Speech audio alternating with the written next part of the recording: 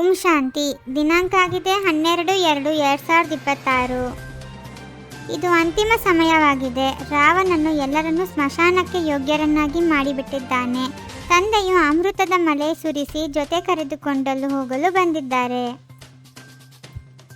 ಶಿವ ತಂದೆಗೆ ಬೋಲಾ ಭಂಡಾರಿ ಎಂದು ಹೇಳಲಾಗುತ್ತದೆ, ಏಕೆಂದರೆ ಶಿವ ಬೋಲಾನಾಥನು ಬರುತ್ತಾರೆಂದರೆ ಗಣಿಕೆಯರು, ಅಹಲ್ಯೆಯರು, ಕುಬ್ಜೆಯರ ಕಲ್ಯಾಣವನ್ನು ಮಾಡಿ ಅವರನ್ನು ವಿಶ್ವದ ಮಾಲೀಕರನ್ನಾಗಿ ಮಾಡಿಬಿಡುತ್ತಾರೆ. ಯಾರೆಲ್ಲ ಮನುಷ್ಯಾತ್ಮರಿದ್ದಾರೆಯೋ ಅವರೆಲ್ಲರೂ ಯಾತ್ರಿಕರಾಗಿದ್ದಾರೆ. ಆತ್ಮಗಳಿಗೆ ಇಲ್ಲಿ ಯಾವುದೇ ಮನೆ ಇಲ್ಲ. ಆತ್ಮವು ನಿರಾಕಾರಿಯಾಗಿದೆ. ನಿರಾಕಾರಿ ಪ್ರಪಂಚದಲ್ಲಿರುವವರು ನಿರಾಕಾರಿ ಆತ್ಮಗಳಾಗಿದ್ದೀರಿ.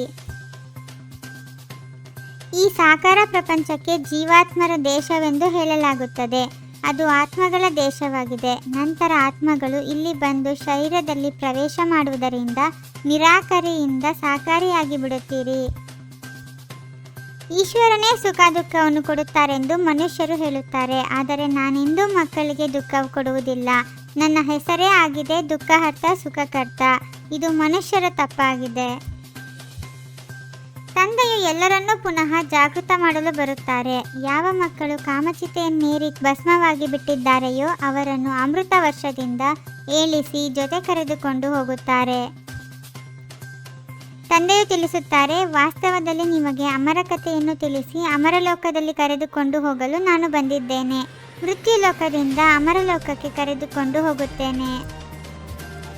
ನೀವೇ ಪಾವನರು, ಪೂಜ್ಯರಾಗಿದ್ದೀರಿ ಮತ್ತು 84 ಜನ್ಮಗಳ ನಂತರ ನೀವೇ ಪೂಜಾರಿಗಳಾಗಿದ್ದೀರಿ. ಆದ್ದರಿಂದ ತಾವೇ ಪೂಜ್ಯ, ತಾವೇ ಪೂಜಾರಿ ಎಂದು ಗಾಯನವಿದೆ. ತಂದೆಯು ಬಂದು ಸತ್ಯವಾದ ಸತ್ಯನಾರಾಯಣನ ಕಥೆಯನ್ನು ತಿಳಿಸುತ್ತಾರೆ. ಪತಿತ ಪಾವನ, ಸರ್ವರ ಸದ್ಗತಿದಾತ, ಮುಕ್ತಿದಾತ, ದುಃಖಹರ್ತ ಸುಖಕರ್ತ ಎಂದು ತಂದೆಯ ಮಹಿಮೆ ಇದೆ. ಬ್ರಹ್ಮ ಸರಸ್ವತಿಯೇ ಲಕ್ಷ್ಮೀನಾರಾಯಣರಾಗುತ್ತಾರೆ. ಲಕ್ಷ್ಮೀನಾರಾಯಣರಿಂದ ಬ್ರಹ್ಮ ಸರಸ್ವತಿ ಆಗುತ್ತಾರೆ. ಇವರು ಪರಿಶ್ರಮ ಪಟ್ಟಿದ್ದಾರೆ, ಆದ್ದರಿಂದಲೇ ಪೂಜೆ ನಡೆಯುತ್ತದೆ. ಈಗ ಭಿಕಾರಿಗಳಿಂದ ರಾಜಕುಮಾರರಾಗುತ್ತೀರಿ. ಭಾರತವು ರಾಜಕುಮಾರ ಸಾಹುಕಾರವಾಗಿತ್ತು, ಈಗ ಭಿಕಾರಿಯಾಗಿದೆ, ಪುನಃ ರಾಜಕುಮಾರನಾಗುತ್ತದೆ.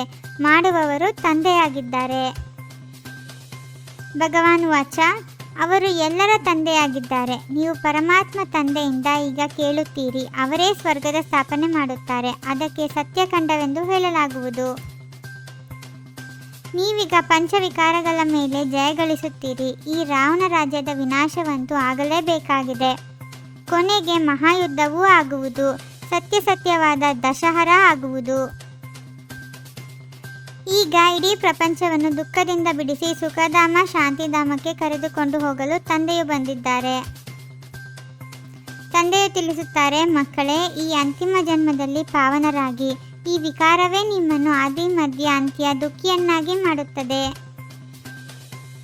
ಈ ಅಂತಿಮ ಜನ್ಮದಲ್ಲಿ ವಿಷವನ್ನು ತ್ಯಾಗ ಮಾಡಿ ಅಮೃತವನ್ನು ಕುಡಿಯಬೇಕು ಹಾಗೂ ಕುಡಿಸಬೇಕಾಗಿದೆ. ಪಾವನರಾಗಬೇಕಾಗಿದೆ. ಮುಳ್ಳುಗಳನ್ನು ಹೂಗಳನ್ನಾಗಿ ಮಾಡುವ ಸೇವೆ ಮಾಡಬೇಕಾಗಿದೆ. ವಿಷ್ಣುವಿನ ಕೊರಳಿನ ಮಾಲೆಯ ಮಣಿಯಾಗಲು ತಂದೆಯ ನೆನಪಿನಲ್ಲಿರಬೇಕಾಗಿದೆ. ಸಂಪೂರ್ಣ ಸಹಯೋಗಿಗಳಾಗಿ ತಂದೆಯ ಸಮಾನ ದುಃಖಹರ್ತರಾಗಬೇಕಾಗಿದೆ. ತಮ್ಮ ಅಲೌಕಿಕ ಆತ್ಮಿಕ ವೃತ್ತಿಯ ಮೂಲಕ ಸರ್ವ ಆತ್ಮರಗಳ ಮೇಲೆ ತಮ್ಮ ಪ್ರಭಾವ ಬೀರುವಂತಹ ಮಾಸ್ಟರ್ ಜ್ಞಾನ ಸೂರ್ಯಭವ. ಯಾವಾಗ ತಮ್ಮ ವೃತ್ತಿ ಅಲೌಕಿಕ ಆತ್ಮೀಯತೆಯಿಂದ ಕೂಡಿರುತ್ತದೆ ಎಂದರೆ ಸ್ವತಃವಾಗಿಯೇ ತಮ್ಮ ಪ್ರಭಾವವು ಅನೇಕ ಆತ್ಮರುಗಳ ಮೇಲೆ ಬೀರುವುದು. ಅಲೌಕಿಕ ಶಕ್ತಿಶಾಲಿ ಆತ್ಮರು ಮಾಸ್ಟರ್ ಜ್ಞಾನ ಸೂರ್ಯನಾಗಿದ್ದು ತನ್ನ ಪ್ರಕಾಶತೆಯನ್ನು 4 ಕಡೆಗಳಲ್ಲಿ ಹರಡಿಸುತ್ತಾರೆ. ಸದಾ ಸ್ವಮಾನದ ಆಸನದ ಮೇಲೆ ಸ್ಥಿತರಾಗಿರುತ್ತೀರೆಂದರೆ ಸರ್ವಶಕ್ತಿಗಳು ತಮ್ಮ ಆದೇಶವನ್ನು ಪಾಲಿಸುತ್ತಿರುತ್ತವೆ. ಓಂ ಶಾಂತಿ. 21 ಜನ್ಮಗಳಿಗೆ 21 ಪರಮಾತ್ಮನ ಮಹಾವಾಕ್ಯಗಳನ್ನು ಆಲಿಸಿ ಹಾಗೂ ನಿಮ್ಮದೇ ಆದ ಈ ಚಾನಲ್ಗೆ ಲೈಕ್ ಮಾಡುವುದನ್ನು ಮರೆಯದಿರಿ.